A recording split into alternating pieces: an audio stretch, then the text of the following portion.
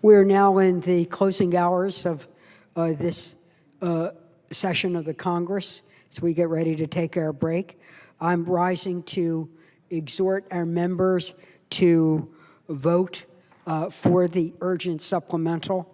I appreciate the fact that we are now, that we have adopted the motion to proceed. I just want to remind our colleagues what is in the urgent supplemental.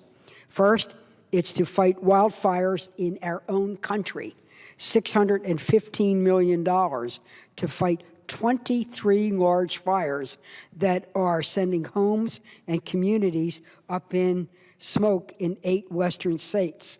Second, it fortifies Israel's anti-missile defense system, Iron Dome, by providing $225 million to enable Israel to purchase interceptor rockets that they have utilized in their own self-defense. It is life-saving technology. It is a defensive technology. And third, not at all least, it is to deal with our issues facing their border, providing $2.7 billion to deal with the surge of children coming through Central America through a treacherous route through Mexico, presenting themselves at our border, asking that we consider their petition for refugee or asylum status. This bill is a reduction by $1 billion of what the president asked for.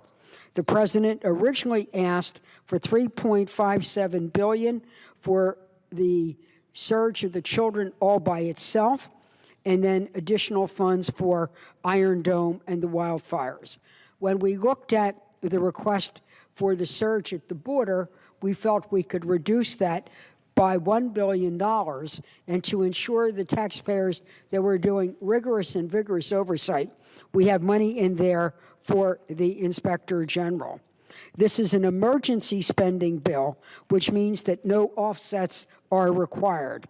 And third, it is meant to deal with humanitarian crises, both in our own country, firefighting, a crisis that a treasured ally is dealing with, and then a crisis in Central America where the violence is so severe that children are on the march to be able to escape it.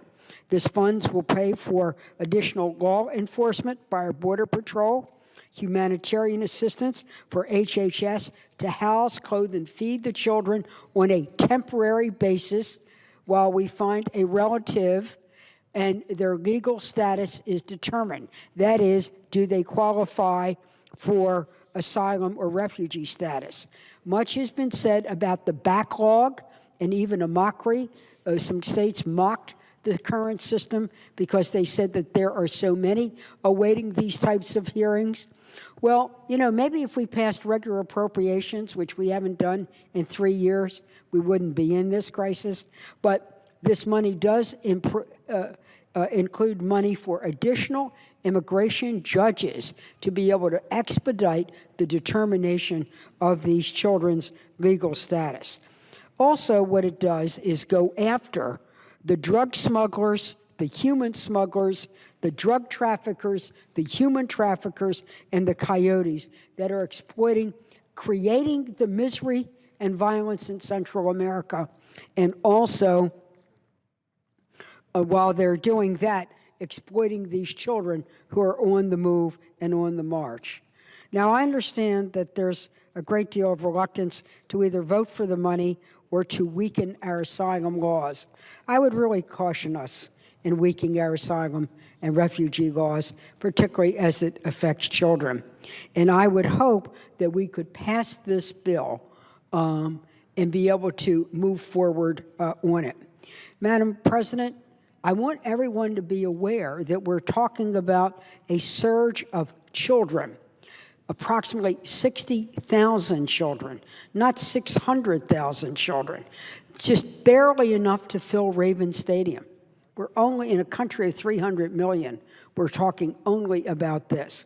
So I hope that we could move on this bill, meet our responsibilities to our neighbors in the West facing wildfires, an ally who is running out of Inceptor rockets to protect itself, and really not only deal with the children and their request to determine asylum status, but at the same time, we really put the money in the federal checkbook to go where the crime and the criminals are, which is the narco traffickers in Central America.